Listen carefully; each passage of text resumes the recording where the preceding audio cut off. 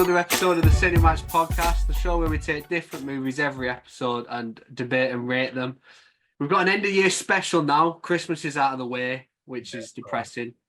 Didn't get to talk about anywhere near enough Christmas movies for my liking because life got in the way and I almost died for a while there. Well, I had the flu, so pretty much the same thing. But we've got an end of year special this time. We've got two episodes catered towards the end of the year coming up. The first one we're doing today is going to be looking at movies we've watched this year for the first time. Not movies that came out this year, but ones that we've watched this year for the very first time. And we've got our own list of top 10s for that, so that'll be exciting. We're also going to share the actors, directors, and movies we watch most, courtesy of Letterboxd, with our rankings on there. Give us the sponsor. Yeah. But first things first, I might as well introduce us. My name is Cal. I am one of your hosts. And joining me as he does every episode is Mr. Nathan Hanna. First of all, Nathan. Sackle Hanna. Yeah. Ah, God, I was doing so well. Yeah. First of all, how was your Christmas? Yeah, it was all right. It was a bit busy this year, so I didn't feel like we got to fully relax. Like our 2 days off were Christmas and Boxing Day. So then it was just straight back to work. So it just felt very busy. Not that I mean, I love my job, you know that, but it just felt, especially this time of year in what we do, it's very, very busy. But like what we had was good, so that was good. I got a new lightsaber, so that's good. I got the dark saber from the Mandalorian. Oh, is that what it is? I was just about to ask what lightsaber is it? The dark saber. So I'm not going to complain about that one. What about you? Did you have a good Christmas? Other than dying? Right. I only had 2 days myself, but it was the opposite. I had Christmas Eve and Christmas Day, then I was back to work at 8 a.m. on Boxing Day. But yeah, it was good. We went up to see my family on Christmas Eve, back home in Filey, spent the evening with them, drove back Christmas Eve, and then Christmas Day it was just me and Eleanor for the first time. Just had a nice Christmas together, watched some movies, played some games. She cooked Christmas dinner. It was good, yeah. And I got some great stuff, including this lovely picture here. It's just fantastic. But yeah, I had a good Christmas. Yeah, I think it went really quick this year though. Like how busy everything was, I feel like I didn't really get a chance to appreciate it. This one's kind of turned up, and it feels like it's not been Christmas for weeks. I don't know. It just felt very not here this year. But I think that's just because there's been so much on. Yeah, I agree. One good thing about Christmas being over, though, for me personally, is it means I'm not just watching Christmas movies. I'm starting to watch other things again because I've fallen so far behind. I've actually signed up for. Me and Eleanor have got the cinema passes now, unlimited visits a month. We're starting that up, so that's exciting. Nice. I've got so many films that I haven't watched this year that I really want to, that have already come out, and some of them I've missed in the cinema now. So I should catch on that. And before we get started, have you watched Aquaman 2? No, and I was tempted to watch it, like, because we're going to a friend's tomorrow for New Year's, and I was like, oh, maybe I'll watch it before we go there. I'll finish work and then I'll go watch that. And I don't want to end my year on that. Though, to be fair, the last film I watched this year is Rebel Moon, and yeah, I've heard very, very mixed opinions on that online, but I've not seen it. So I might try and squeeze a film in tonight. We'll try and squeeze in a film tomorrow before I go out, just so I'm not ending on Aquaman on Rebel Moon. Yeah, it's probably a good idea. But yeah, we might as well crack on then because we've got a lot to get through. Like I said in the intro, we've got our top 10 first time watches this year. So it's not movies that came out this year, it's movies we watched for the first time this year. Because I think, because I said it to you and you was like, yeah, you don't really see a lot of that. Like, I try and do the top 10 films I've seen for the first time because I just think it's fun and different. I try and do it every year because it highlights a lot of older films that I've definitely not seen before. But I said it to you and you said it'd be a bit different and fun, so hopefully it is. Yeah, and I also feel like this year, I mean, I don't want to speak for you directly, but for me, I've definitely watched more movies than I have like any other year, and I think a large part of that is doing the podcast and stuff. Yeah, so I was about to say, I think quite a bit of the films on my list are from doing this, so it's been good doing this because you've made me watch films that are good, and you've made me watch films that are bad. I can tell you right now, Nightmare vs. Kincaid's on there. Nightmare on Elm Street 3 is not on this fucking list. Well, the actor that played Kincaid, I imagine, will be your most watched actor, so it's fine. Oh, of course, yeah. I couldn't even tell you his name, bless him. But Yeah, so we'll get started then. Like I said, it's movies that have come out before 2023, but we watched them for the first time this year. Before we get started, I wanted to quickly ask you this, but I haven't put any on. But would you count movies that technically came out in America in 2022, but we only got in 2023? No, if they were released in 2023 in the UK, I've counted that as 2023. Okay, yeah, because I've missed stuff like Babylon and The Fablemans, and I like films that I really, really enjoyed, and probably would have been on my list otherwise. But I thought the same thing, like because I watched them in the cinema this year, it felt a bit cheating, so I've left them off. But yeah, we'll get started then. Do you want to go first, or shall I? If I go first, then I get to say my number one first. So yeah.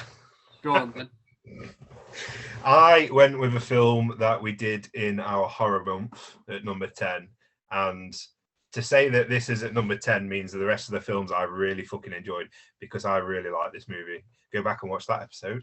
It's The Fly at number 10. I really, really liked The Fly. Really, really liked it. Jeff Goldblum, spot on. The effects, spot on. Still can't. I need to go and watch some behind the scenes, or I might just live in the magic.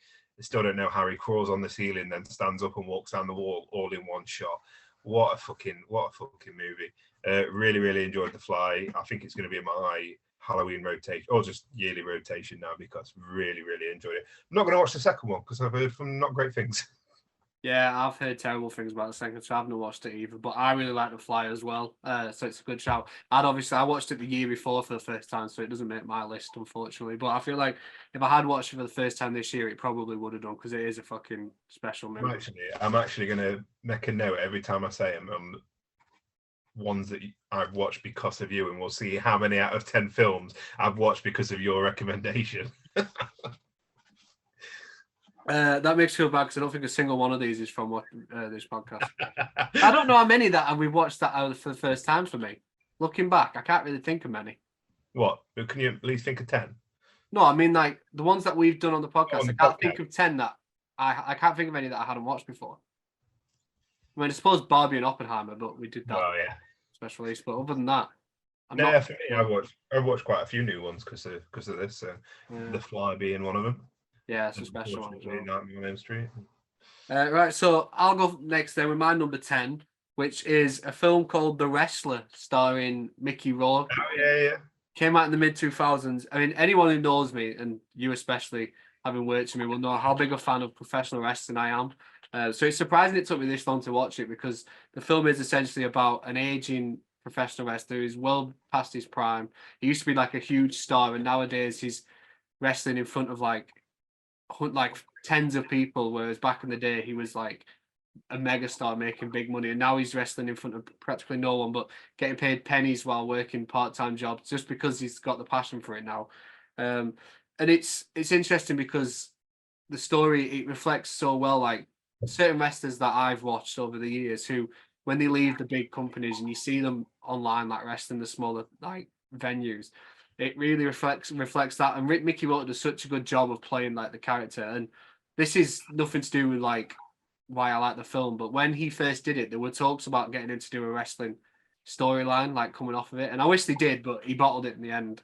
But I think it's great. He's great. Marissa Tomei is fantastic. I've got such a crush on that woman anyway, but she's fantastic in that movie. And it's quite sentimental, like the relationship he has with his estranged daughter, and just trying to better himself whilst coming to terms with the fact that he probably shouldn't be doing that job anymore due to like his health and stuff.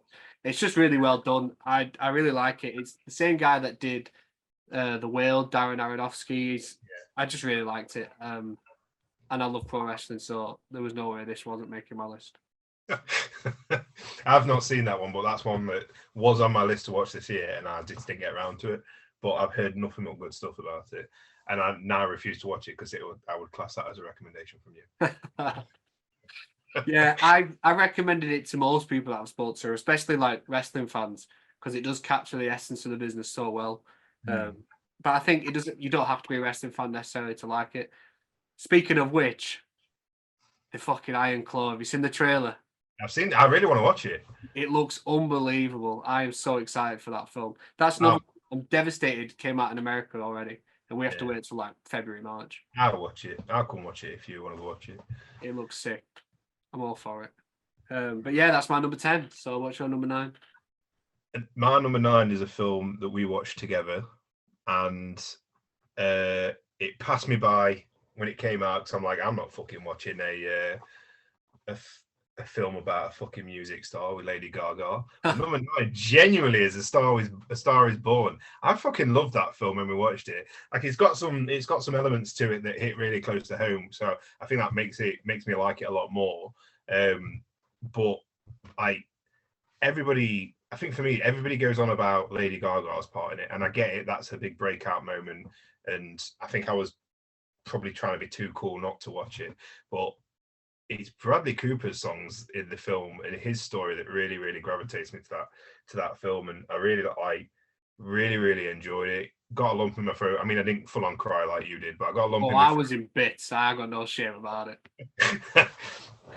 But it's just a beautifully made film, and it is a little like over the top in how it's showing. Actually, I don't really think it is, but in some moments it's a bit over the top, like, oh, this is how quickly you can rise to stardom and how dramatic it can be. But it plays it so seriously and plays it so well that it just fucking works. All the music's phenomenal. Bradley Cooper is just amazing. I mean, it really was hard because we watched it so close to the release of Guardians of the Galaxy 3. So all I could hear was a drunk rocket. But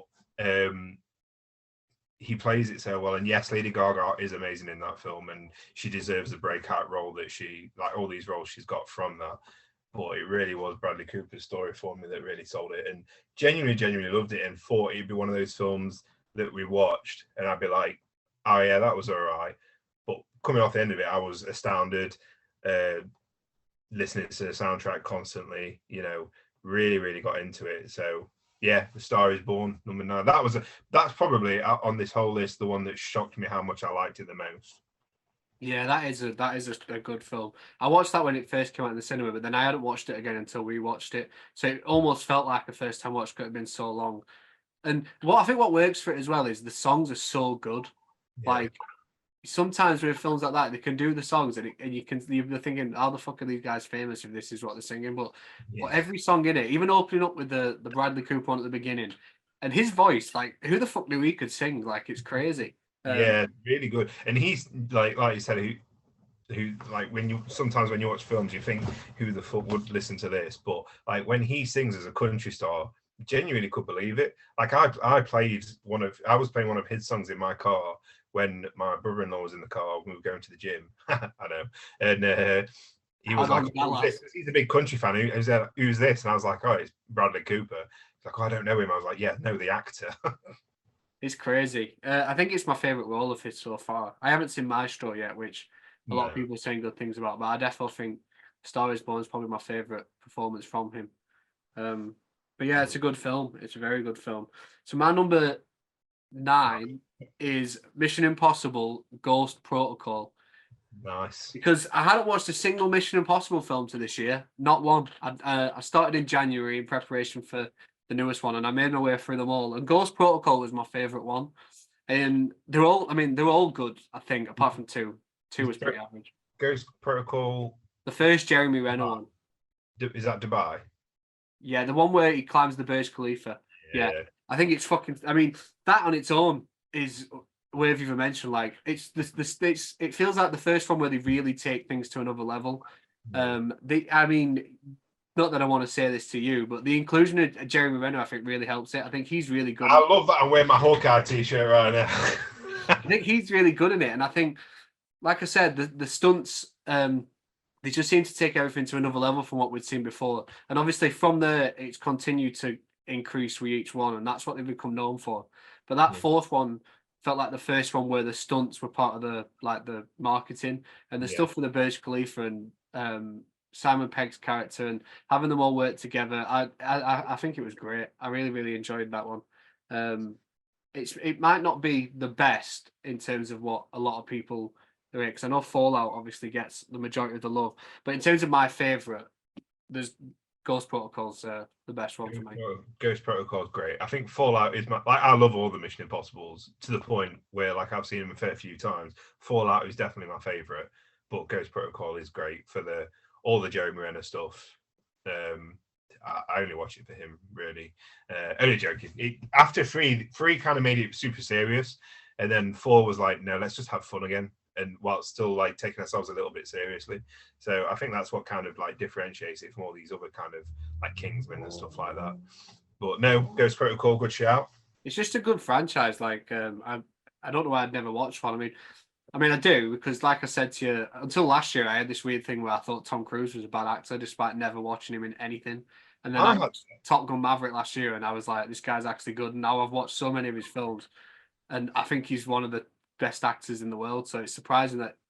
I used to think I only like him in Mission Impossible. I'd never seen Top Gun until a couple of weeks before Maverick.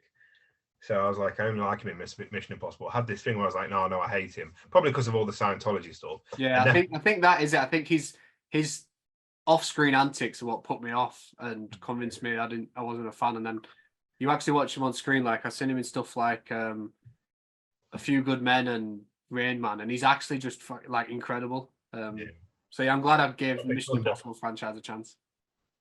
And I like it's best for us still Tropic Thunder, but whatever. Yeah, I'm sure it is. But yeah, that's my number 9 then. So what have you got at 8? My number 8 is another Carol recommendation that you made me watch. And to say this is number 8 means that everything else I love loads because this film was great, and it's Heat. Heat at 8. I know, that makes you wonder what's to fucking come. Honestly, if the next film's like some dog shit, I know you're gonna be like, give up with me. But no, Heat was great. It was the best way to describe it is like a quiet epic. Like it isn't loud. Other than a few moments, but other than Al Pacino's entire role. Other than Al Pacino and his entire role and a shootout, it's not that loud. But it feels epic without having like this grandiose scale. Everything seems really small and like under a magnifying glass constantly. It's got this tone to it that feels like really downbeat. But you're rooting. It's one of them rare films where you're rooting for the good guy and the bad guy, and the bad guy's a little good and the good guy's a little bad. And I just really, really enjoyed it. I mean, I'm not as big of an Al Pacino fan as you, clearly. I thought his role was a bit over the top, but after I looked at the film through a lens of he's probably on cocaine, I'm like, oh yeah, I like that. Robert De Niro though, phenomenal in that film. Like I've not seen as many. Like I'm not into that kind of side of film as you are, but I've seen a fair few Robert De Niro films to say that this is probably one of my favorite roles of his that I've seen him in, other than Rocky and Bullwinkle. What about Bad Grandpa, whatever it's called? Oh yeah, with Zac Efron. Yeah. The Intern. But no, really, really enjoyed it. Great crime thriller. I can understand why it's held in such high regard. But in reality, it's on this list because of that fucking shootout. That is probably one of the best action scenes that does so little and gets away with so much. It's phenomenal. The way that somehow the volume increases on every gunshot just feels phenomenal, and there's my first phenomenal in a while, to be fair. But absolutely loved it, and I'm definitely watching that one again. That's not going to be a one and done kind of film. I mean, bit long though. What, sorry? A bit long though. It is very long, but I want 6 hours. So, I mean, I don't have to talk about how much I enjoyed that movie. I think I've made myself very clear on how much that film means to me. My favorite part of the movie is you genuinely believe that he's changed enough that he's going to take her with him at the end this time, but it's not. It's just like, no, I've told you the rules. These are my rules. I'm not changing. And that's what's kind of his downfall kind of thing. So really love that. Yeah, like I said, I love Al Pacino. I love Robert De Niro. I've actually got a Robert De Niro film on this list, nice. A bit further down. And I do think I've watched so many films from both, and I do think this is one of my favorite performances from both. I don't think it's anywhere close to Pacino's best. Not when you've got like The Godfather and stuff like that. But I think it's one of my favorites just because he's playing like a coked up police officer with some incredible fucking lines. Like she's got a great ass scene. It fucking kills me every time. It's the when he takes the TV. I love it. Yeah, that's true. He says you can fucking shag his wife, but not watch his television. I think he's great as Vincent Hanna, but I do genuinely think this is one of De Niro's best roles. I think he plays it so like calm and subdued, but there's also that menacing side to him where he's a bit of a loose cannon at times, and I think it works really well. So, I mean, I've got nothing else to say. I love Heat so much. I could spend another. We've already done an episode on it, and I could talk to you now for 2 hours about how much I love Heat. But this is quite a coincidence because Heat's your number 8, and my number 8 is the film that we put against Heat, which is The Town, because I watched that for the first time this year. The Ben Affleck film that he directed, starring himself, Jeremy Renner. It's very similar to Heat, which might be why I enjoy it so much. But I watched that, I think it was September. It was the minute I watched it, I was like, we need to do this versus Heat. Like, I want to talk about. I mean, I wanted to find an excuse to talk about Heat anyway. I wanted to find anything I could do against Heat, but this film was one that I thought I want to talk about, and I think it's brilliant. I think Affleck's incredible. I think Jeremy Renner's the standout. This is 2 Jeremy Renner films. What's that? Sorry, what's it that? feels Sorry. like I'm catering my list towards. You've got 2 Jeremy Renner films in a row. I didn't even think about this until this very second. What the fuck? I swear to God, if you've heard films, Hurt Locker. Is it Hurt Locker that is it? No, I'll be honest. Spoilers aside, this is the last Jeremy Renner film on my list, unfortunately. But he's great. I think John Hamm's great. I think the entire cast is really good. I think, and the way they put a spin on the bank robber story by having Ben Affleck's character fall for the manager of the bank that they robbed, and the different ways it all plays out in comparison to your traditional like heist movies. I think it was really well done, and I don't think Affleck gets enough credit for his work as a director. I think he's legit. He could be a better director than he is an actual movie star at this point, because this, Gone Girl, the Michael Jordan one they did this year, I think they're all incredible. So I think he needs more respect because he gets a lot of disrespect, and I think Affleck's actually really good. So yeah, The Town is a film that I'll definitely be rewatching. Yeah, I think if we was doing a top 11, Town would be on there. Like, Town would be my number 11. Are you gone? No, you froze for a sec there. Your screen froze for a sec. I was just saying that if we were to do a top 11, Town would have been 11 on my list. So just barely missed it off. But great movie.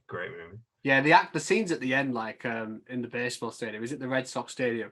Like, that shit's really fucking good. Yeah.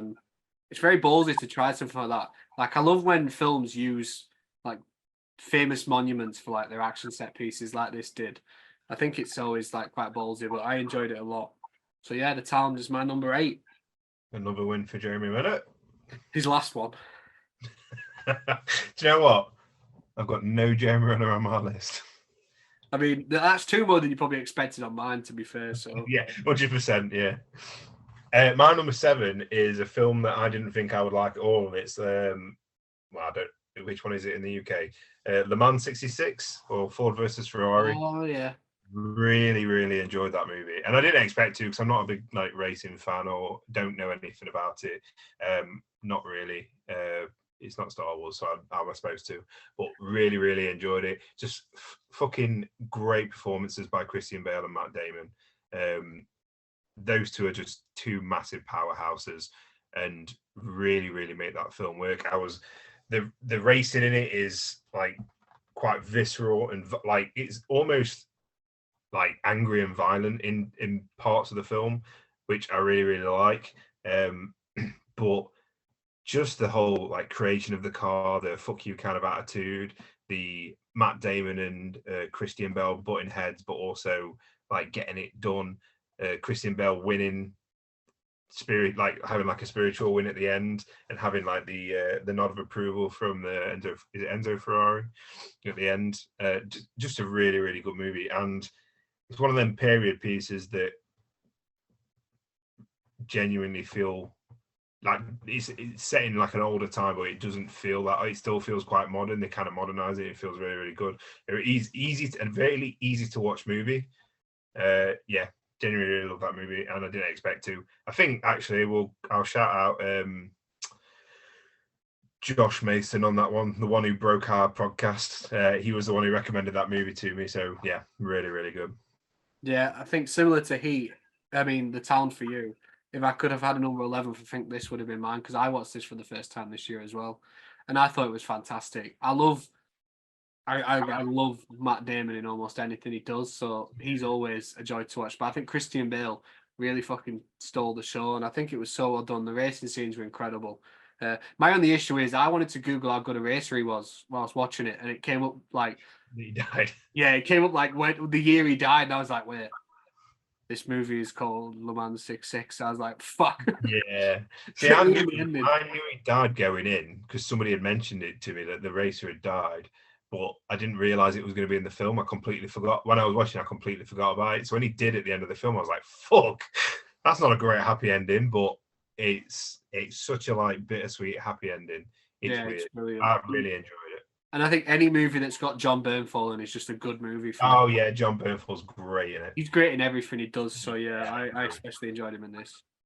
But yeah, so my number 7 is Invasion of the Body Snatchers, but the 1970s one, I think it is. Oh, okay. It's in the 1970s because I watched the original from the 50s, like maybe last year or the year before, and I thought it was incredible, and I thought it was really really good. I know they'd remade it a few times, and I eventually watched the 1970s one this earlier this year. And I was quite skeptical because the first one is regarded as like a sci-fi classic, but then they said the 70s one was even better, and I wasn't sure how you could improve on it. But I watched it and I immediately saw why. Like it is so good. It's like the paranoia, like it's instilled, like with not knowing who anyone, like whether anyone around you is who they say they are anymore, and the way these like pod people are slowly taking over people and like replicating them with clones who essentially look exactly like them, sound like them, but they've all the emotions gone. And it's just the way they walk around expressionless. It's so creepy. Donald Sutherland's incredible. Jeff Goldblum is in it as well. He's really good. The guy that plays Spock, Leonard Nimoy, he's also in it, and he's really good. Look, I know I'm a Star Wars fan, but I know who Leonard Nimoy is. Yeah, but I said Spock because I couldn't remember his name, and then it came to me as I was saying it. But yeah, like the whole cast is great, and like from scene to scene, the way like you interact with a character, and then you don't know if the next time you see them whether they're going to be them or whether it's going to be like this replica, and it's so well done and so like creepy. And there's also a really random cameo at the beginning from Robert Duvall, who I think this was after The Godfather as well, so it's bizarre that in the very opening scene you just see him dressed as a priest on a swing, and I don't know why, because it's never addressed and we never see him again. Like, what the fuck is happening? But it's great. I love it so much, and the ending is so terrifying. Like, you talk about dark endings, and it doesn't get any darker than the ending to the Invasion of the Body Snatchers. And I always appreciate when films have the bollocks to avoid the happy ending, and this film certainly does. So yeah, the 1970s version of Invasion of the Body Snatchers. I don't know if I prefer it to the 50s one, but I can see why a lot of people do. So yeah, that's my number 7. I've never seen it, but it's again one of those that I think I definitely would enjoy, but just never got around to watching it. Have you watched The Faculty? Oh yes, I've got. If you want to, if you don't want to save time, I'm happy to tell you a story about The Faculty. And that story. So for years, up until either this year or last year, when did I watch it again? Either this year or last year. But for years, my entire life, ever since I watched it for the very first time, when I was about 13, 14, I thought The Faculty was the film I first saw boobs in, right? So I went my entire life thinking, The Faculty, that's got a good memory attached to it. And then I watched it again this year, and you can't even see it. It's all covered up. It's quite clear. I think there's like, who boobs do you see? Yeah, but it's all clearly covered up. And I was like, well, fuck. So now I can't remember. Now I don't know what the first film is. That's probably like, do you know when people watch like the original Texas Chainsaw Massacre and they convince themselves afterwards they saw like the spike going into the woman when it's all left to the imagination? That was you with boobs. Yeah. You know, I love The Faculty. They're remaking it apparently. Oh, are they? Yeah. They should leave it alone. It was very 90s. Yeah. Very 90s. Unless it's like one of those legacy sequels and they bring Josh Hartnett back somewhere. Oh yeah, any more Josh Hartnett, I'm all fucking for it. You know, that's my guy. We talked about Oppenheimer enough. And Halloween H2O. Yeah, essentially Invasion of the Body Snatchers is like a more serious adult version of The Faculty. Yeah. But yeah, it's great. So yeah, that's my number 7. So what's your number 6? Well, actually, speaking of people that snatch people's bodies, an honourable mention from our list that isn't on there would be The Thing as well, because I watched that Oh, for the first time this year, thanks to you. And that's a great film. but That's that lit. one don't, yeah, but that one don't count because it's not on my list. So, but number 6 is another Cal recommendation, and this is probably the last film we watched together this year. So number 6 is Scarface, because I'd never seen that until this year, and Yeah. fucking hell, what a movie! Hey, Like, technically, I don't know if that was my recommendation because you were the one that asked me if I wanted to go to cinema. I don't know if I'd recommended it to you I'm gonna before. take that fucking check off there then. Yeah, don't give me credit for that one. That was your idea. Yeah, no, okay, I'd fair seen enough. it before, but it was your idea. That Yeah. reminds me, the last poster I got of Eleanor is a Scarface poster. Nice. Yeah. What a movie! Like, I can now wonder. I've gone my entire life of not avoiding it on purpose, but like avoiding it somehow, just not watching it, getting around to it, but never getting actually watching it. And it's like number 2 on my list. It's one of those, and number 5 and number 4 and number 3 and number 1. It's like one of them films where you're kind of afraid to watch it now because it surely can't live up to the hype. And before watching it, I think that day a friend of mine had said, "Oh, I don't know if you're going to like it or not, because it can't. It's one of those films that you either really like or you just really can't get into." And quite luckily, I really fucking liked it. There's nothing about that film that I disliked. Everything about it I loved. Specifically, Michelle Pfeiffer. Fucking hell. Yeah, Huh? she's great. Yeah, and it was great to finally watch Scarface and understand where everything from GTA Vice City came from. Yeah, it's so clear that Tommy Vercetti is just the biggest rip-off. And that's 2 films on your list that GTA have ripped off, because they ripped off that mission from one of the later ones in Heat. Oh, in Heat, yeah. But no, absolutely loved it, and I was like, all the way up, I'm like, I know it ends in a big shootout. Hopefully this isn't the bit that disappoints me, and fucking hell, did it not disappoint at all. It was phenomenal. I absolutely blew me away, absolute pun intended. All the performances, even though it's like an older film, and older films tend to either have really good performances or really like off performances, everybody was brilliant. But Pacino, like, I would consider as Robert De Niro's best role, but for me, Scarface would be, out of all the Pacino films I've seen, it would be his now that I've seen it. I mean, I've not watched Godfather 2, and I know that's sacrilegious to say to you. I'm so sorry. We'll have to do that in the new year somehow. Have you watched Godfather 1? At college, and I fell asleep in the classroom, yeah. That's fucking blasphemous. I'm a Goodfellas guy. What can I say? Another fucking spectacular movie. But no, his role in Scarface absolutely deserved for all that love, and I was scared going in, but I'm so glad we actually went to the cinema to watch it as well, because it just made it so much fucking better.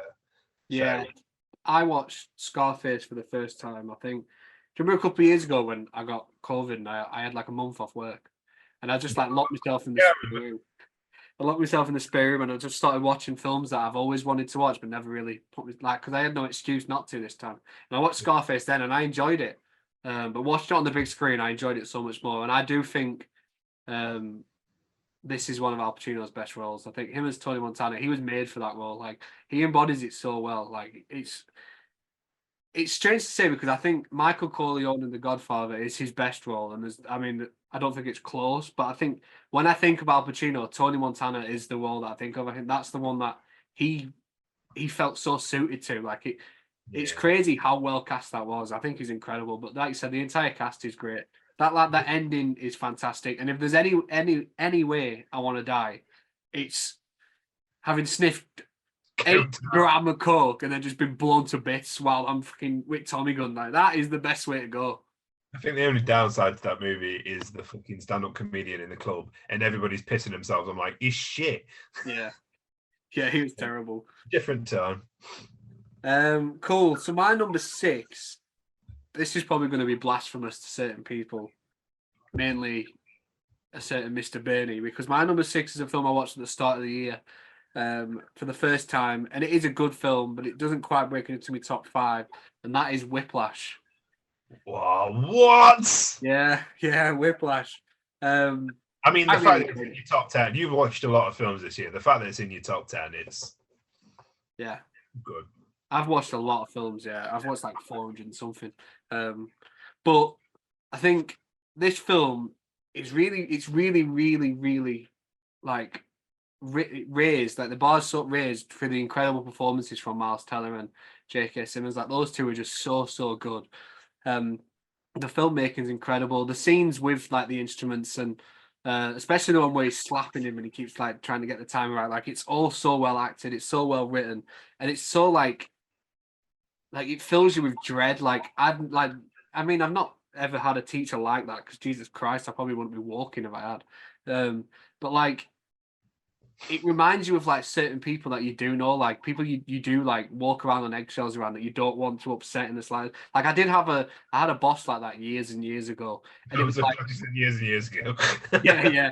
This is when I was like 18, and like this guy he wasn't always there, but when he was, it was like shit. I can't do anything wrong. I can't do anything wrong. And like so, I really like resonated with Miles Teller's character on that sense. Like the feeling is just dreadful, but I really like that the way the movie unfolds, and I like the ending when he appears to have changed, and then it's like a one last got you like nah fuck you we've changed it. Like it's so well done, and I think the music. I'm not really like into that sort of music personally, but I do think it's really like effective, and I was finding myself enjoying it. I mean, it's the same. It's Damien Chazelle, right? So he did Babylon, and you can hear this like the similarities in the scores there. He's obviously got a very specific taste, but J.K. Simmons is just on another level. Like he Not is, just that, but that ending performance of Caravan, and it's done perfectly, and it's so long, but just works so well. It's just you're just watching somebody play the drums and another person gets stressed out and angry about it, but it's just so fucking good. It's the bit when he leans in to say like, "What the fuck are you doing?" or something, and he smashes the cymbal and like, and he has to kind of avoid it. Just there's so much fucking tension between them. Like I know we'd taken the mick out of somebody that when we watched it together who didn't want to watch it with us because he said it make him too anxious. But it is an anxiety-inducing movie. Like that's the point. I think that's the point of it. But it is such an anxious movie to watch, and watching him kind of do the big fuck you at the end is just so satisfying. yeah, yeah. And I know, like we said, J.K. Simmons is incredible, but I don't think Miles Teller gets quite enough credit for his role. You just stop right there. Just do that bit again because that wasn't quite my tempo. Yeah, like the scenes where like Miles Teller's like crying when he's doing it, like it's really fucking good. And obviously there was a few years there where he kind of fell off the deep end doing Fan Four Stick, whatever the fuck it's called, and the romantic comedy he did with Zac Efron, which everyone hated. But it feels so satisfying now that he's back with Top Gun Maverick. Like Yeah. it feels nice to see him come full circle, and now he's back doing the big stuff because this performance it's incredible, and I think it's overlooked because of how good J.K. Simmons was. So yeah, that was my number 6, Whiplash, which Bailey's probably pulling his hair out because I know how much he loves that film. What oh dear. Right, top five films for the first time this year. So I'm starting my top 5 off with a good strong one, and I can't believe I've not watched it until this year. But what a fucking film Gladiator is. Like, what a fucking film Gladiator. That is epic on a big fucking scale. But also like really tender and emotional. And fucking Maximus's like journey, like just wanting to die until he doesn't, and then he kind of fights back, but still ends up dying in the end. Like, it's such a fucking heartfelt journey and story that's played out as this grand like historical epic, and it just worked. Like all of Joaquin Phoenix's bits like work, even though I don't particularly like him as an actor. Like they work really well. The score is heartbreaking. Is probably the best way to fucking put it. The fights are brilliant. Every fight in every one of those Colosseums is brilliant. The twists and turns like kept me guessing it all the way through. And when it first started and we were first watching it, I was like, I don't know if I'm going to enjoy this. It's a bit kind of, I don't know, it just wasn't really for me. And then the more it went on, I was like, oh no, here we fucking go. Yes, this is the fucking film for me. Just absolutely loved it. And that's another, like, like every one in my top 5, it's one of those where you go, is it going to be as good as it's always hyped up to be? Especially when, you know, somebody's constantly telling you it's fucking amazing because Russell Crowe's in it and they won't fucking shut up about it. So finally watching it and being like, no, yeah, they were right. It's upsetting, but also like really gratifying. It's such a good movie. And that's one now that I'm like, right, I need to own it. I want to watch it again. Maybe I want to get it on 4K. Like, it's such a good movie. Yeah, I mean, if I can put Jeremy Renner in my list twice, you can admit that certain someone was right about this. I will say, I'm not really looking forward to the sequel. I don't really know why they're doing that, but I really like Gladiator as well. Yeah, So? it feels like one of them nice, self-contained stories that you don't need an ending. You don't need to follow it up, or you don't need to prequel or sequel. You don't need anything. It's I so mean, self-contained this and movie's like 23 years old, so I feel like I'm not spoiling anything when I say this, but the two main characters both die before the end, so what's the fucking point? yeah, We don't need another one. But this is a great film, and I've never been the biggest Russell Crowe fan. I can take him or leave him, but I think he's incredible in this. I think there's no denying he's incredible in this. So yeah, I really enjoyed this film as well, and I think the action scenes are great. I think I'd watched it last year. Again, there's so many films on your list that I'd only watched for the first time 1 year before that I can't put on for that reason. Because I've only watched this twice, and one of them was last year, and then when we watched it together. So yeah. um, I really enjoy it though, so it's definitely a good choice. Me too. And if it weren't for Nice Guys, I'd probably say that Gladiator is probably my favorite role he's been in. But unfortunately, Nice Guys does exist, and nothing's ever going to fucking top that. Have you ever watched LA Confidential? No, actually, no.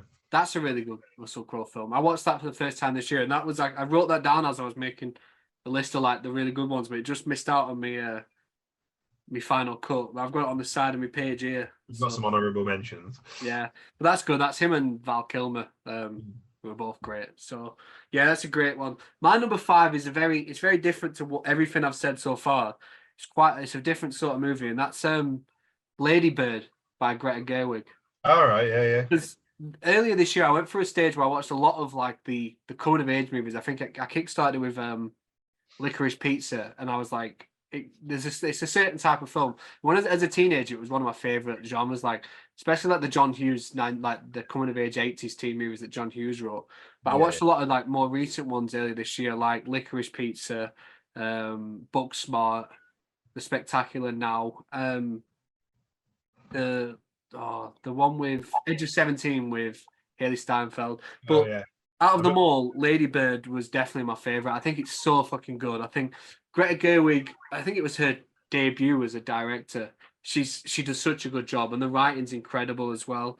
Saoirse Ronan is a fantastic actress, and she's great in everything. I think she's insane in this movie. Like she's so good.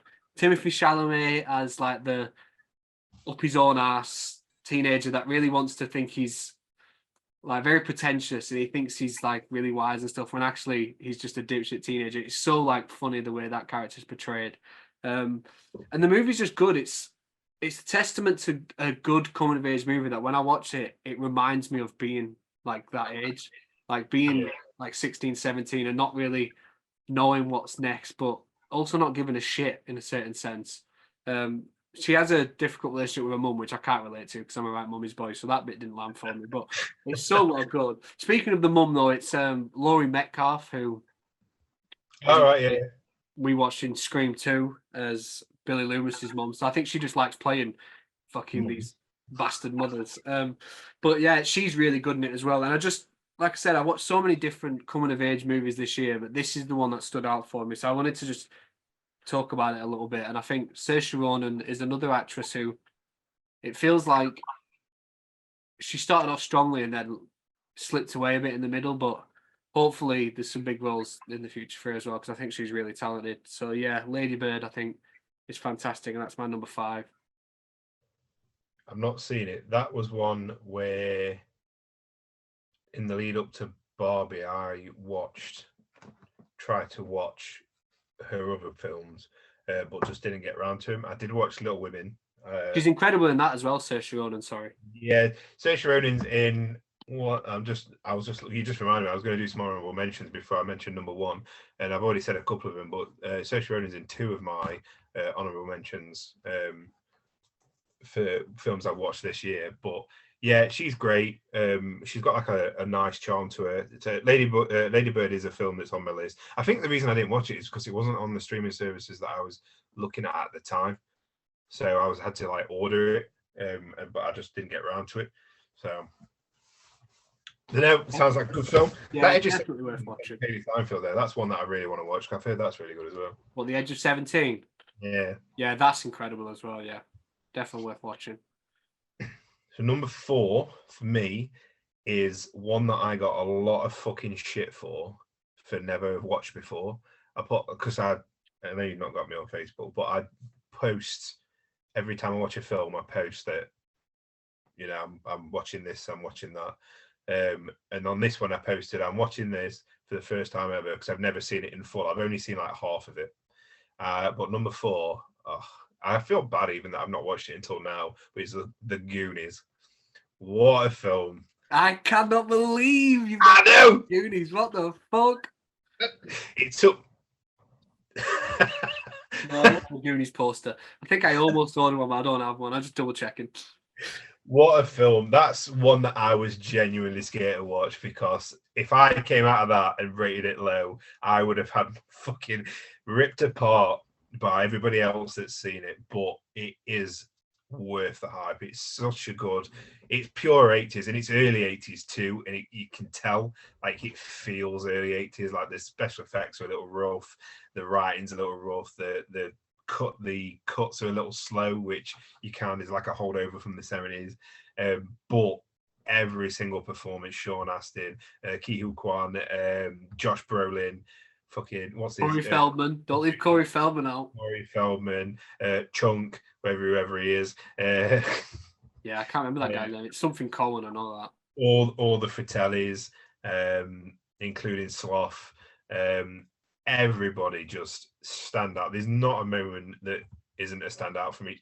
Everybody gets a time to shine. The jokes still fucking hold up, especially as somebody who's watching it in 2023 from all the way back then, and everybody else has loved it all that time, and I haven't seen it. It's such a good movie. You can see that adventurous spirit, go for it all. The hey you guys, I understand it now. Did you dress up as Sloth? Yeah. Halloween? Yeah, but I couldn't wear the mask because it was terrifying kids. Yeah, that's it. So in the end, I just walked around in the Superman shirt with the suspenders. I was like a moron. You looked exactly the same. But the mask was fucking good. The mask was really good quality. I've lost it though. Like I said, every time I do Halloween, like fancy dress, my costume disappears. So I haven't seen it since. But it was so good. Really fun. Some Cyndi Lauper never hurts anybody. But the actual the actual soundtrack itself, the Goonies theme, brilliant. Genuinely uplifting movie with a great ending. Some bits don't hold up to today's standards, just only teeny tiny bits. But for the most part, it is quite like self-aware and good. So yeah, I can't believe I hadn't watched that until this year myself, to be honest. Yeah, The Goonies is one of my all-time favorite movies. I love The Goonies so much. I can't believe I didn't know this from the first time you watched it. I didn't know that. That's a film I watched, I think, religiously as a kid. I'm obsessed. I think it's perfect. Like, I think the entire cast is great, like you said. One of my first ever crushes was Andy. I think she's great. Is it Kerry Green? I think she's called. She's fucking awesome. Like, I had such a crush as a kid on Andy. But I think they're all fantastic. Like I said, Cyndi Lauper coming in with one of the greatest movie songs of all time, in my opinion. It's quite a coincidence, actually, because I was watching a wrestling documentary earlier, and they were talking about Cyndi Lauper's involvement, and I was telling Eleanor just how much I love that woman. Like, I fucking love Cyndi Lauper. And The Goonies is probably where it started, because that song, I think, is insane. But yeah, I think it's incredible. I think it's criminal you've never seen it before this year. That is terrible. Well, I've seen it now, so fucking get a grip. That's terrible. That's your worst one. That is my biggest sin. Yeah. No, I have just said a second ago that I've not watched Godfather 2, so Goonies is better. You're good. I'm not watching Godfather now. Then Yeah, I love that. I love that movie. But like I said, I think I first watched it when I was like 6, so it's not on my list. My number 4 Fuller. is a movie with Robert De Niro in that I'd never seen before, but it felt like I had because that is the King of Comedy, which Oh yeah. I remember you is saying. it's the Robert De Niro film from the 80s, directed by Martin Scorsese because obviously those Obviously. two just make films together all the time. And it's about a nutcase essentially who is obsessed with a talk show host, and he wants to be a comedian, and he's convinced that if he gets onto this man's talk show, he will become famous and successful. But he's not all there, and Sorry, 1 second. Are you talking about King of Comedy? Or are you talking about Joker? that's what I mean by I felt like I'd seen it before because when Joker came out, so many people made comparisons to Taxi Driver, which is Yeah. another De Niro film by Scorsese, which is insane. I love that film so much. But I'm surprised not as much people talked about this because this one is the one that is just it's like bar for bar, it's just been ripped off. Yeah. Like it's so similar. Like the characters are nuts. They're obsessed with these talk show hosts. They even get De Niro to play the talk show host in the Joker. Like it's so similar. But De Niro is like this nutcase who is convinced that he's going to make it big, and he's convinced that this talk show host, played by Jerry Lewis, is going to love him. And he's so like naive to the real world, and when people like when he keeps trying to get in to see them, and they keep pushing away at the studio like he's busy, and he just sits outside and stuff, and he eventually kidnaps the talk show host and holds him hostage with the his deal that he will be allowed onto the show. And it different to the Joker, he gets to go on and he's a hit, like he is hilarious and the crowd love him. But you watch him knowing that it's like it's all for this because as soon as he comes off, he's going to prison for a long fucking time. Yeah. But it's so well acted by De Niro. I think it's not one of my favorite performances from him, but I do think it's one of his best. Like he plays like psychotic so well, um, and I can see why they ripped it off for Joker because it's a really good film. Um, so yeah, that's why this is my number 4. I've never seen it. I'm going to add it to my list. Yeah, I actually only I think I watched it a couple of months ago. I think I watched it just before Killers in the Flower Moon because I wanted to get through as many of the collaborations as possible. Yeah. I think there's only a couple I've not watched now, but yeah, I had to get this one in because I'd heard so many good things about it. It's on Disney Plus, so I was like, it's accessible. I might as well give it a try, and I'm glad I did because it was fucking awesome. Number 3. Top 3, let's go. Yeah, and the top 3 for me are big movie. Well, 2 big movies that I should have seen. With number 3 being, considering what Robin Williams is one of my favorite actors, the fact that I had not seen Good Will Hunting before, and that I'm now finally seeing it. What a fucking film! But he's not my favorite part of the film. It's Matt Damon again. Like second time in this on this list, I've got a Matt Damon performance that I've loved. He's phenomenal. Like, I know everybody talks about Robin Williams in this movie, but Matt Damon is so criminally underrated in this film, and Ben Affleck. Obviously, they can't be apart, but like, everything about his character, like his whole "fuck you" attitude, and like just trying to break the system and all that kind of stuff, and not wanting to get out, and slowly being convinced to like change his life and have better things and go after the girl and all that kind of stuff. Like the fact that he can kind of be a dick about it as well. Like it's a hard journey to watch because you know that he is better than what he's got, and he refuses to kind of give that up, and it takes people like Robin Williams and Matt Damon, Ben Affleck to kind of shake him out of it. The speech that Ben Affleck gives in that scene where he's like, why the fuck would you want to stay here, kind of thing. Yeah, when he says every time I come to get you in the morning, I pray you're not there. It's Yeah, so well done. so good. And all this stuff with Robin Williams, like the story about, like, I know it's improvised, but the story about like his wife fighting in bed and all that kind of stuff, like it's all just really good. And it's one of them, it's a like the next 2 films on my list. I've just realized we're going to have another Matt Damon film on the list. I'm gonna have three. I don't know what that could be. Do you actually not? No, I mean, Okay. The next two films on my list, like they're not like like Good Will Hunting is a very positive, uplifting film, but it doesn't feel it all the way through. And it can be quite like downbeat a lot of the times, or the message can be quite downbeat, but it feels positive all the way through. And the ending is obviously a positive ending, and he does kind of go after the girl and try to make his life better and leave Boston or whatever. But it's such a good film, and the performances are brilliant. The story is brilliant, and one of them that I genuinely, it's not that I feel like it's a sin that I've not watched it, but kicking myself that I've not watched it before, because I could have watched this film so many times in my life now, and I haven't. But it's definitely one that I'm going to rewatch and rewatch and rewatch because it's such an easy watch as well.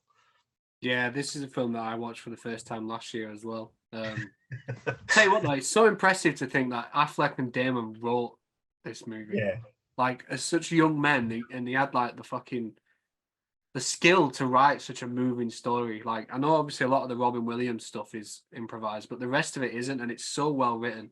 And the story's so good. I really like this movie. Like, yeah, it's sort of like that. Like everybody wants something from Matt Damon except for Robin Williams, who just wants him to be happy. yeah, And he's very much like a, well, if you're going to say fuck me, I'm going to say fuck you kind of things. And it gives the film a lot of heart, where it could have easily been played off a lot differently, but I really really enjoyed it. yeah. And the scene when they go to that bar and the snobby college students try to act all like clever in front of him, and he just tears them to fucking pieces. It's one of the most satisfying movie scenes I've seen in a long time. Yeah, I love that movie. That's a good shot. That's a good choice. Funnily enough, my number 3 is a Matt Damon movie. Yeah. Hey, This is a is it? film. No, it's not Good Will Hunting. I was going to say. No. This is a film that I actually am really surprised I didn't watch until this year, and that is The Martian by Ridley I've Scott. still not seen it. It is fucking awesome. It's essentially a bit like Castaway with Tom Hanks, but Yeah, it's Matt Damon on Mars. So you just spend a large portion of the movie with just Matt Damon, and it's one of those movies where it's like the guy just gets to flex how good he is, because with the wrong actor, spending so much time alone with them can be really dull and it could go so wrong. But Damon just is like, let's fucking go then. Like, I'll just entertain you alone for large periods of time, and it doesn't get old one bit. He's so good, and like this, like the scenes on Mars when he's like, because he's out there for a long time, and he's like growing his own food, and I mean, there's a lot of science behind it, which I'm just like the yeah. way he plants potatoes and stuff using certain soil and stuff. It's so good. And then back on Earth, you've got Sean Bean, who I fucking love to pieces. My Because fucking he sounds like Yorkshire you, but older. my Yorkshire hero. If I'm like him when I'm older, I've done something right. But yeah, The Martian is fucking brilliant, and I might go as far as to say, I mean, I've not seen too many, so it feels cheating. Like it's not that big a shout, but I feel like this might be my favorite Ridley Scott movie above Gladiator. Like I think it's that good. I think Matt. I mean, like I said, Matt Damon is an actor that I like a lot, so it's nice that I've got him on my list. And I think this performance, especially because he's on his own for such long stretches, is one of his best. Yeah, The Martian is incredible. I couldn't recommend it more. I'll add it to the I list. think that's also a Disney Plus one. It is on Disney Plus, yeah. Have you ever seen Moon with Sam Rockwell? No, That's good. what's that? That's like a one person cast where he's stuck on the moon, and then I'm not going to tell you what the twist is, but it's a good one. See, those films, It is less realistic, but it is good. they're quite daunting when they've got just the one person. Like Castaway, I was very skeptical going in, but then that was great as well. I think you just got to have the right actor for it. Yeah. Like if you've got like some random geezer, it's not going to go as well. But when you've got these fucking goats like Tom Hanks and that, then it just works. So Yeah. it's all about the casting with those. But yeah, I'll give that. Moon, did you say it's called? Moon. Cool. Yeah. Sam Rockwell. It's Sam Rockwell though, so I mean, if you don't like Sam Rockwell, what the fuck is wrong with you? I don't think I've even seen any of his films apart from Iron Man 2. Yeah. Well, yeah, that's the main one. Yeah, that's what I've seen. My number 2 is another Matt Damon. See, this one I have no idea what it is. This is my last Matt Damon, and again, a very downbeat story, but this has got like a glimmer, like it's got an undertone of hope throughout the entire film and an undertone of positivity, but it is very downbeat and it's very depressing, but really, really fucking good. Probably other than Goonies, the biggest sin on my list and my number 2 this year. Watching it first time, which I watched on the big screen, I really feel like I'm hyping it up, like I'm really like being a hype man for this film, is Saving Private Ryan. Oh God, yeah. You only watched that recently, right? Yeah, it was on in the cinema, like the re-release, some anniversary re-release, like a month or so ago, probably about a month ago actually, and went to go watch it. And I'm so glad that my first time watching it was on the big screen, because now it's what, like Top Gun Maverick and a lot of other films, it feels like I can't watch it anywhere else now. I will only ever watch it if it's in the cinema, because what a like, everybody obviously I'm going to talk about the opening. Everybody talks about the opening, but fuck me, what an opening it is. It's just so visceral. It's so anxiety inducing, stress inducing. Like, you feel tense watching it, but in the best way possible. And then even though that opening is very full on, it never feels like it lets up the entire movie. Like, obviously it's quieter and it's stretched out more, and you've got anxiety, like enemies can kind of pop out anywhere and stuff like that. Bit Vin Diesel, the fact that he could act at one point was astounding to me. I never knew that. Before he beat with you, like Vin Diesel, don't you? In that film, yeah. That's about it. Have you Made not my feelings on Dominic Toretto very clear. Oh, have you not been on the internet lately? Do you not know he's potentially another sexual harasser? What is he? Yeah. Shit, no, I didn't know that. Well, then me telling you you like him, then it's gone straight over your head. Yeah. All the cast were absolutely brilliant in that movie. I especially love the bit where they finally find him. They finally find Ryan, and it's a different guy. It's a completely different guy, and they think it's Nathan Fillion. Love that bit. And I think the only downside to that movie is I probably could have done without the modern day bits where it's the old guy at the grave. But I will forgive it, because it doesn't take anything away from the film. I personally just didn't like it. But Tom Hanks's, spoiler, death in the movie just really, really hits way too hard, because you just love him throughout the entire movie. The squad genuinely feels like a squad. They all kind of, the interactions between them all, the language used between them, the quiet moments between them, what's his name, Jeffrey, the wimp. I'm just going to say the wimpy one who, Guy from Lost. Yeah, the guy from Lost. Daniel Faraday in Lost. That's all I know him as. That's what I was going to say, but I thought you're not going to know what I'm talking about. He also Daniel Faraday. Yeah, he also plays Boulder in the newer God of War games. If you didn't know that, One of them. You know why you're not a big gamer.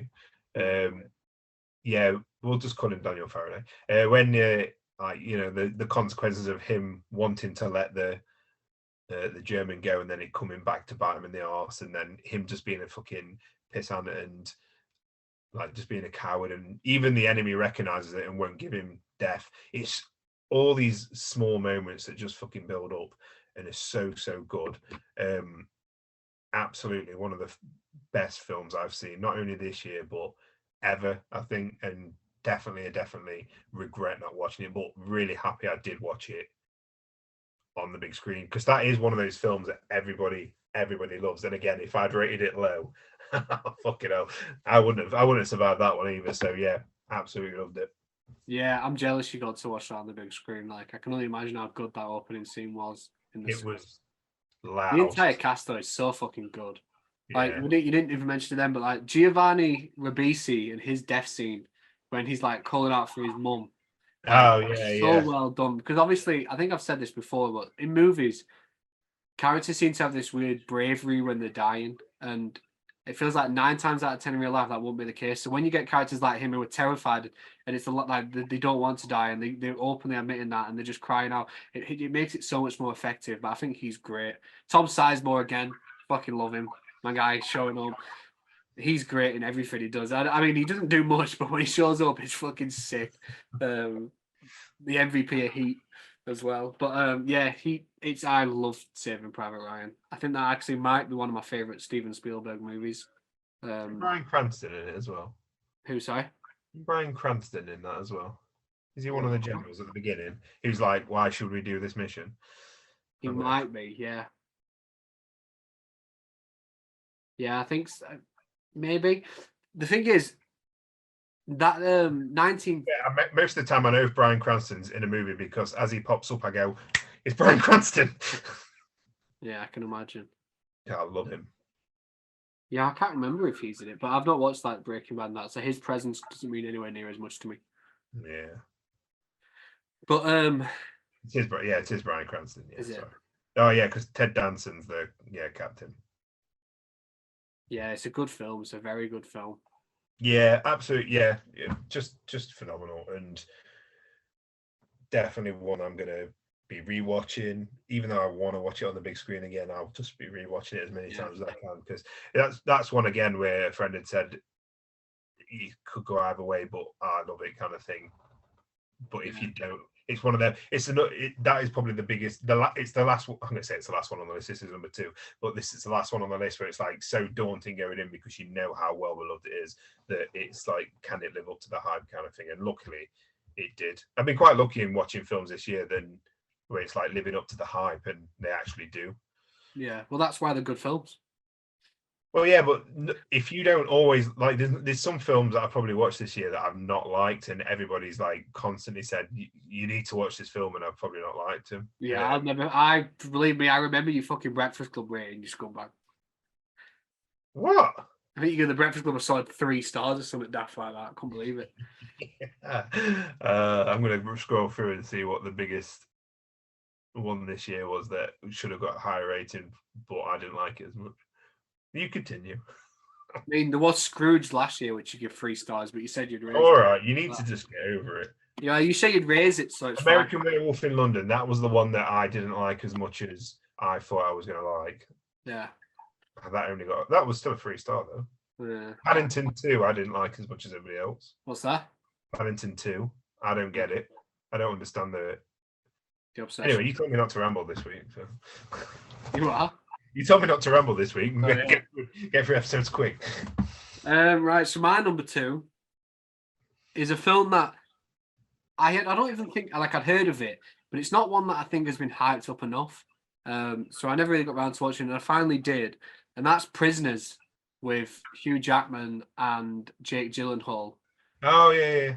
By is it Dennis Villeneuve? I don't know how to pronounce his last name. Villeneuve, the guy that did the Blade Runner and Arrival. Dune now and stuff. Yeah. This film is unreal. It's Hugh Jackman stars as like a middle-aged dad, and it's like over Thanksgiving, his daughter and his daughter's best friend, who I think they're like 9, are playing out on the street, and they disappear.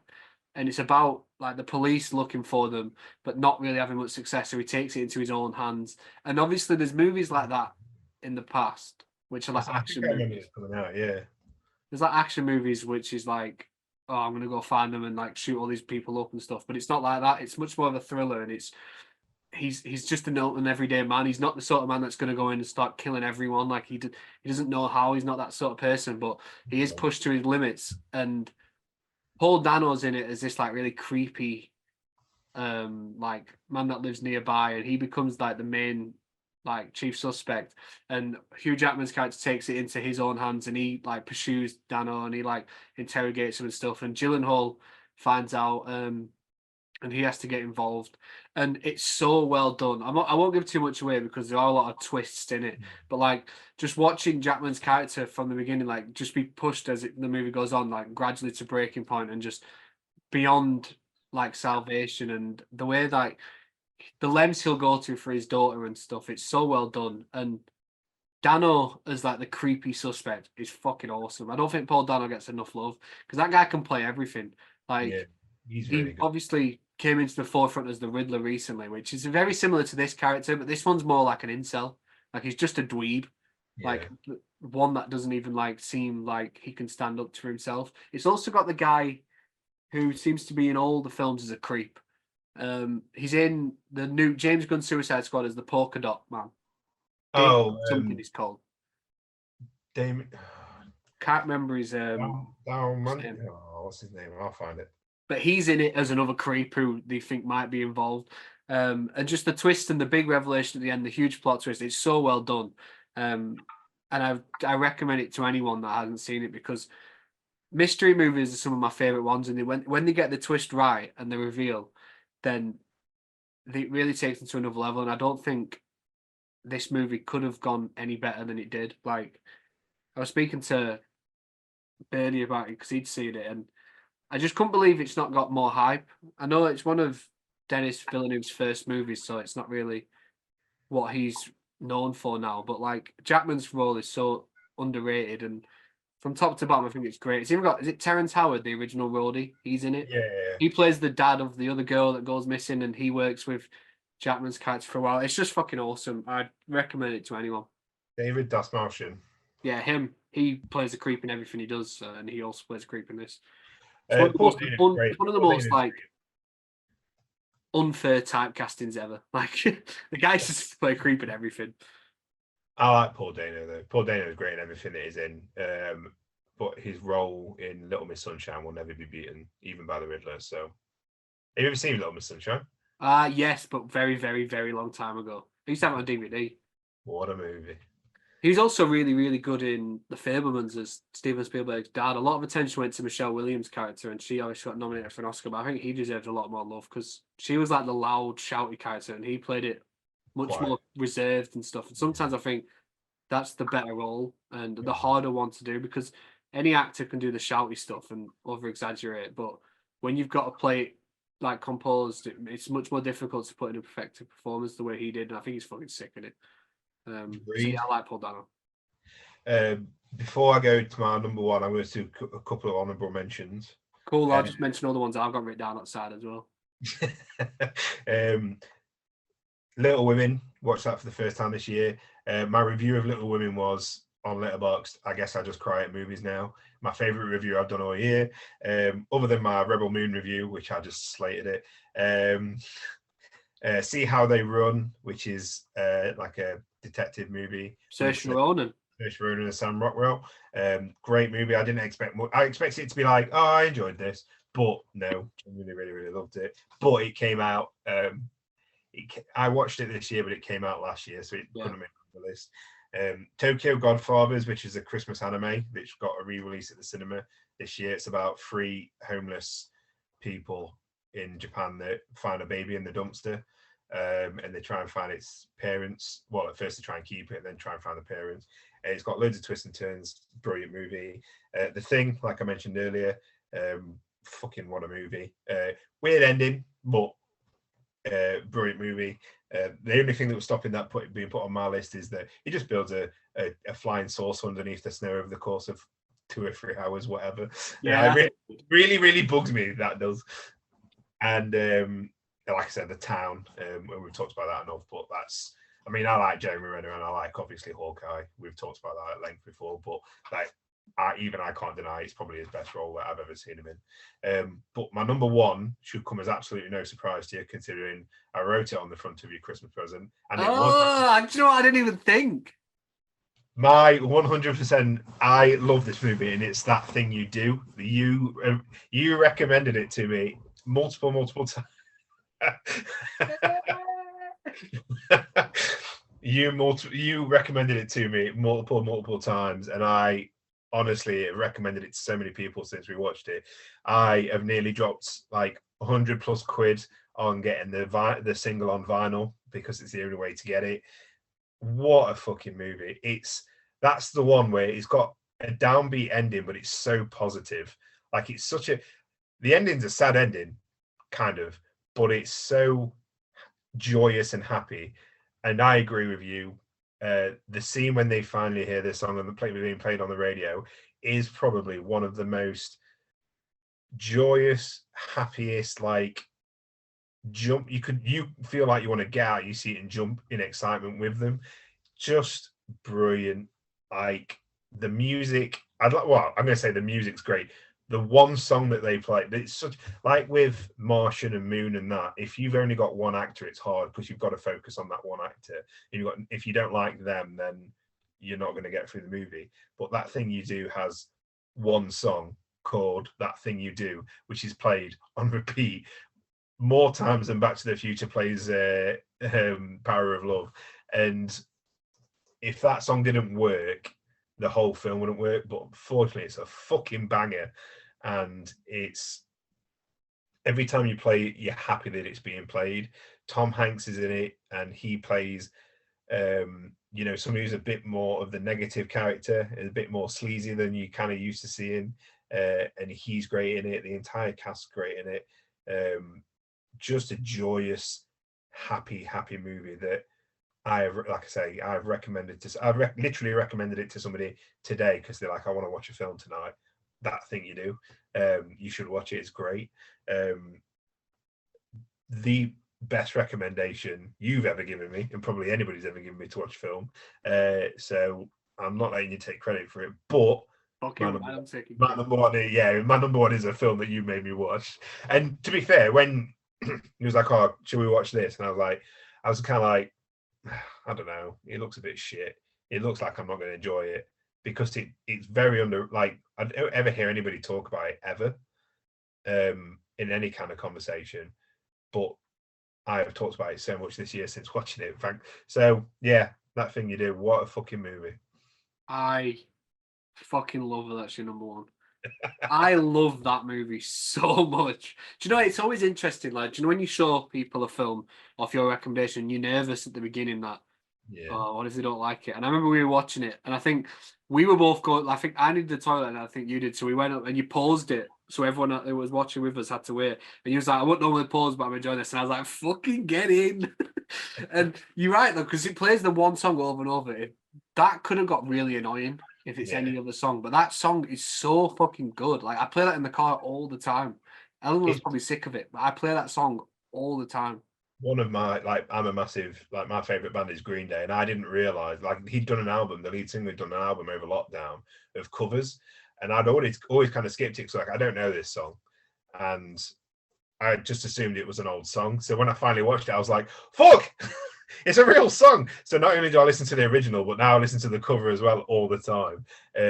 But it's like I said it to my friend, because the friend who I recommended it today, it feels like if you told me beforehand it's based on a true story, I would believe you.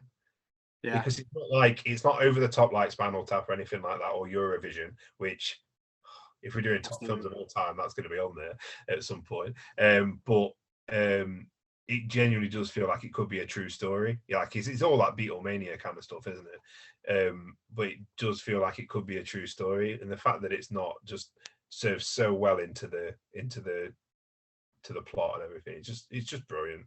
Yeah, I love it so much. It was obviously Tom Hanks' directorial debut. Oh yeah, of course it was. Yeah, he does a sick job directing that movie. The entire cast is great. Liv Tyler's fantastic. Is it Steve Zahn? Because that is yeah. Steve Zahn's a great character. He's insane. Ethan Embry, whose character doesn't even get a name, he's just the bassist who eventually goes off to the army. He's fucking so funny in that film. Like the scene when the song first plays and he takes his headphone out and he's like jumping up and down and he dances with the people in the shop. Like that scene is one of the most heartwarming in any movie I've ever seen. Like sometimes it's on YouTube, like just that entire clip, and I've watched it multiple times, just that clip on its own, because I love it that much. I think you were right, because you said it as soon as we finished watching it.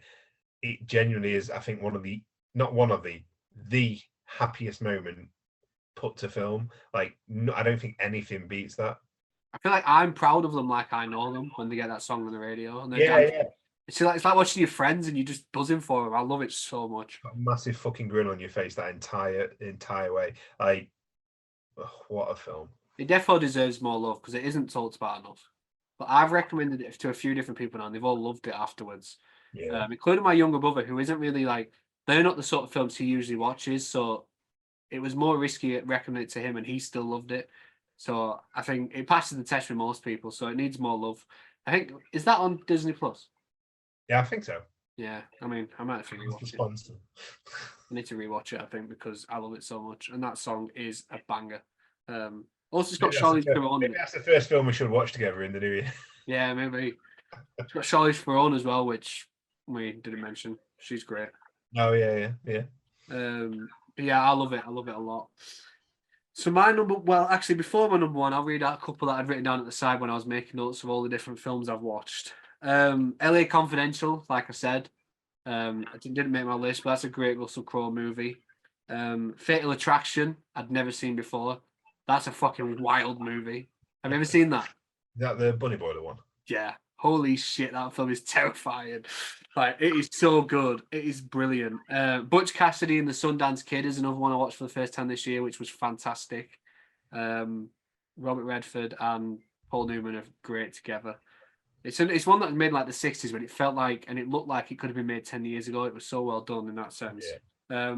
Getting older, I've got one of Alfred Hitchcock's Dial M for Murder, which I thought was brilliant. Even getting older than that, I've got a Christmas one that I watched this year, starring my guy James Stewart, my favorite actor. It's called The Shop Around the Corner. It's essentially, they remade it in the 90s with Tom Hanks. You've Got Mail. Okay, right. Yeah. Tom Hanks and Meg Ryan. It's essentially about the original. It's about two people that work in the same store at Christmas, and they don't get on, but they're secretly pen pals for each other, and they don't realize it. While they've been pen pals, they've fallen in love, and it's about that and the eventual reveal. They remade it with Tom Hanks and Meg Ryan, but emails instead because 90s. But the original I really, really enjoyed. What else have I got written down? That's it. That's all I've got written down. I mentioned earlier though, like all the the coming of age movies I watched this year, which I loved. Le Mans 66 as well was another one that I watched this year. There's been loads, but like I said, when I've watched so many films, and I always try to make sure I look at like the way I did it was I made a list a couple of years ago, and it was like top 100 best films ever, and it was like the ones that are really high reviewed. Like, so all the old films I go back and watch, it's because I know they've been well reviewed and they're supposed to be good. So there's so many good movies that I could have put on this list. Like, I watched so many Al Pacino ones that could have been on there this year. There's just a lot. The only film that I really, really, really wanted to watch this year that I'd never seen before was the very first original Godzilla movie. And I just hang up the time, but also kind of holding out because I kind of want to get the big box set that's got all of the movies in and start making my way through them, because I realized I just fucking love Godzilla. Like, I've always known I love Godzilla, but I've just realized I fucking love Godzilla, and I want to work through all the films that like built the franchise kind of thing. So, do you prefer Godzilla or Kong? Godzilla, it's a fucking massive lizard. We had this conversation when we watched Godzilla vs Kong together. But that's like 3 years ago. I can't remember last week. You are? That's almost like 3 years ago. I can't remember last week. Okay, well, it's a giant fucking lizard that shoots fire out of his fucking atomic fire out of his breath. And the other's just a monkey. No, I do like monkeys. I think the Kong movies, though, I find more enjoyable because it's about the island and stuff and all the different stuff on there, which I enjoy. Oh, the last kicking about around town. Yeah.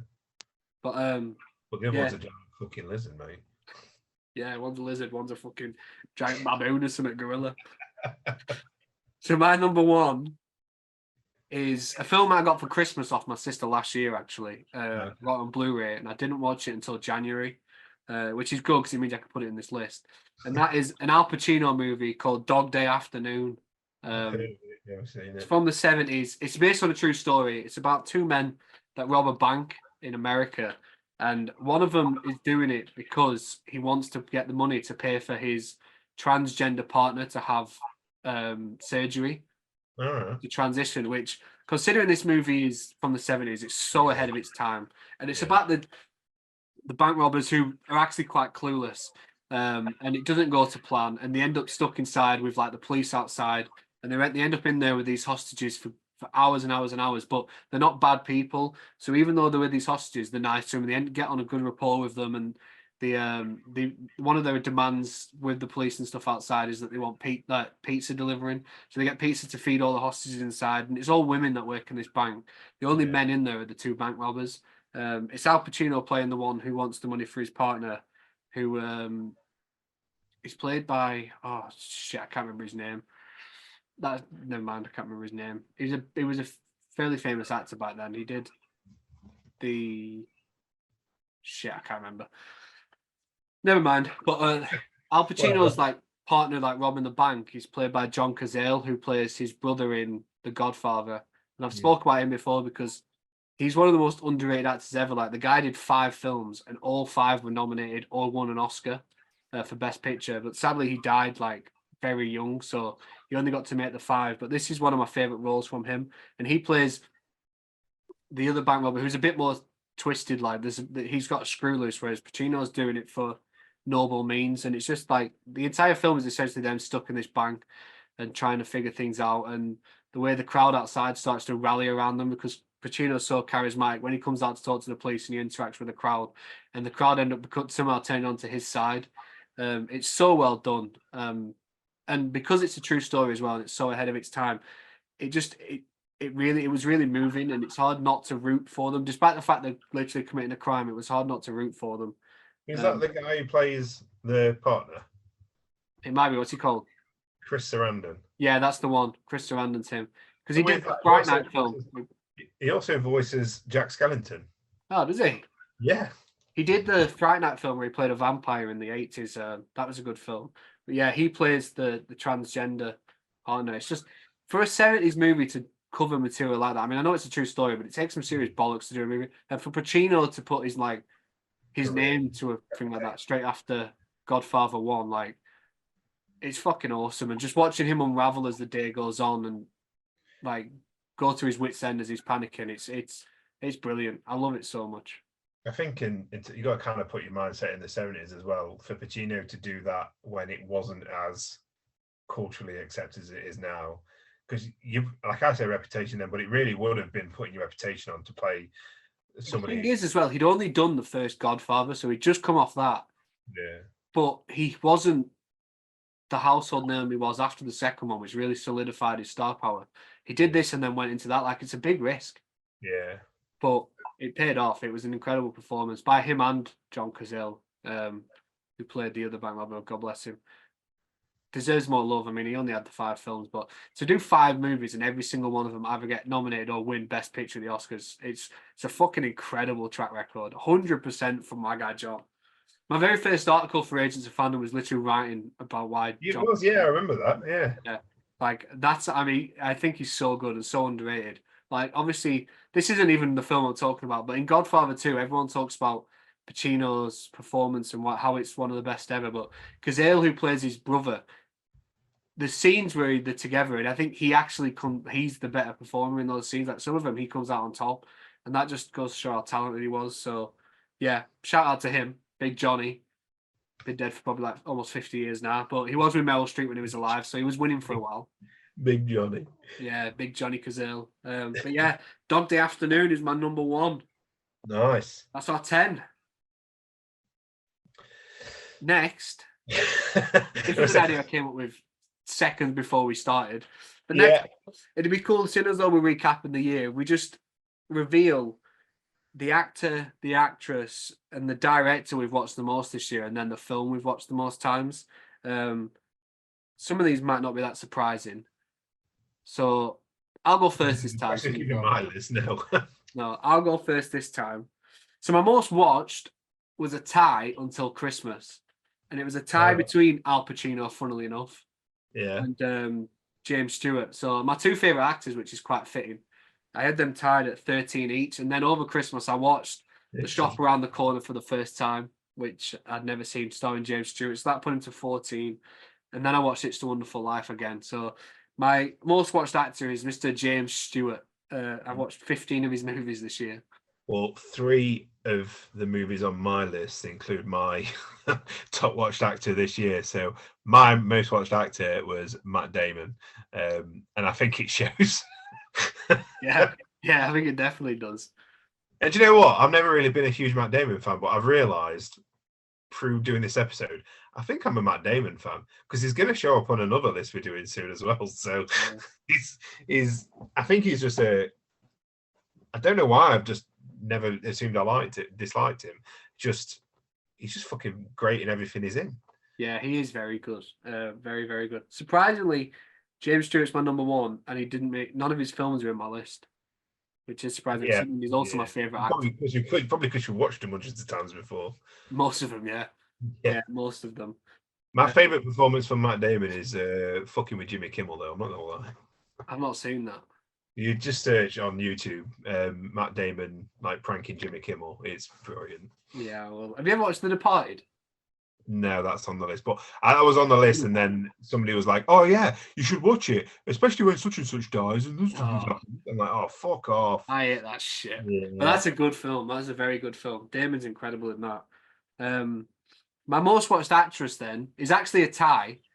And interestingly, one of them, I'm only giving it to one because she's a star, whereas the other one plays bit part roles in every single film.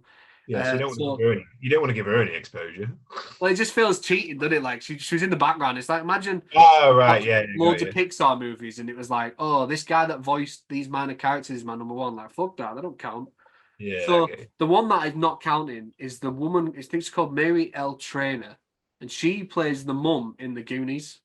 All right. Okay. Because she also plays Scrooge's assistant in Scrooged. Well, Frank Foster, the blonde woman that's kind of got a thing for him.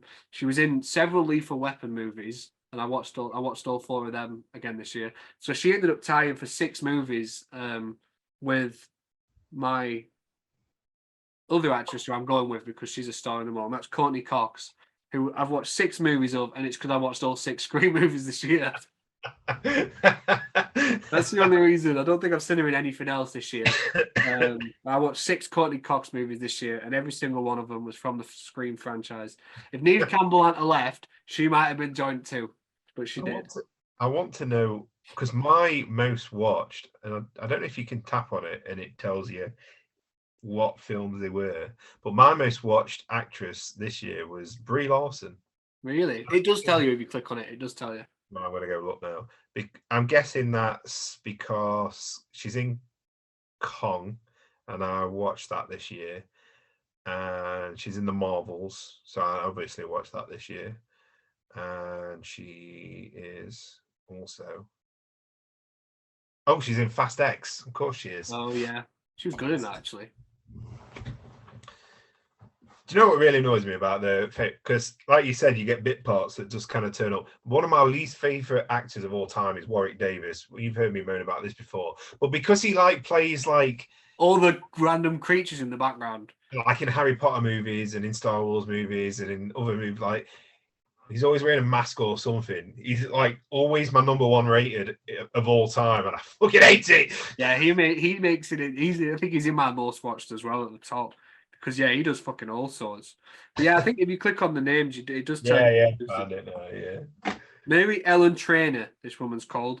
She's in Die Hard, Scrooged, Back to the Future Part 2, The Goonies, and Lethal Weapon 2, 3, and 4. So because I've watched all them this year, she's my joint top most watched. And I couldn't name you any of her roles, apart from the yeah. Saving Private Ryan, Oppenheimer, Ford versus Ferrari, Good Will Hunting, and Interstellar, all with Matt Damon. All right, well, we'll move on then to the most watched director. Have you watched one? Have you got one that's like a clear standout, or is it just is there one that you've watched a lot? What director? Yeah. Yeah, it's yeah. The rest is 2, but with him it's 4. Oh, I think I know who that is. I don't watch as many films as you do. I think I know who that is. Go on. Wes Craven. No, because I don't log. You don't put them if you don't put rewatches, do you? I don't do rewatch. If I did rewatches, it probably would be Wes Craven. Yeah, because if you'd put those 4 with Nightmare. Yeah, if it was, it would have been Wes Craven. If I do rewatches, or even him or Zack Snyder, but it's not. It's Steven Spielberg this year, and I'm quite happy. I'm quite happy with having Steven Spielberg as my top, and that's because I watched Kingdom of the Crystal Skull, Saving Private Ryan, Jaws, and Fablemans. Jaws, that was a good rewatch. Good, that was a good one. Yeah, didn't quite make the list actually. That should be on my honorable mentions. Is this the first time you watched it this year? Yeah, that's the first time I watched it this year. Yeah. Shit, I love that film. Yeah, Steven Spielberg's my second most watched, but he's one of the best directors ever. So it's not a bad person to have as number 1. My number 1's actually Alfred Hitchcock because at the very start of the year I bought this box set in CEX, and it was like £2, and it had like 15 Alfred Hitchcock movies in. So I watched a lot of them at the start of the year. I watched 11 Alfred Hitchcock movies this year. Christ. Yeah, and Steven Spielberg came second with 9, so they weren't far off. But yeah, if you ask me my favorite directors of all time, it'd be like Hitchcock, Spielberg, and Scorsese. So I'm quite glad that one of them is number one. I just have a look. I mean, that Dial M for Murder that I just mentioned, that I had an honorable mention for in my top 10 films, that was Hitchcock. Yeah. See what else I watched. I mean, I know I watched Rear Window because that's one of my favorite films ever. I watched Rope as well, which I really like. And then the rest were all first time watches. Shadow of a Doubt, Strangers on a Train, To Catch a Thief, Rebecca. Some good movies, but his best I've seen plenty of times, like Psycho and North by Northwest and Vertigo. So none of them were first time watched this year, which is why I didn't make it into my top 10. And my most watched film, which will surprise no one, Oh my God, I wonder what it's going to be. is. Do you want to try pointing to it, or do you think you're going to screw it up again? You just. How? What are you doing? Oh. You See, me pointing at it is actually me pointing at my door. So it weirds me out. But yeah, there it is. Back to the Future. I watched Back to the Future 4 times this year, which actually isn't as much as I thought it'd be. I think all 4 times came in the first half of the year.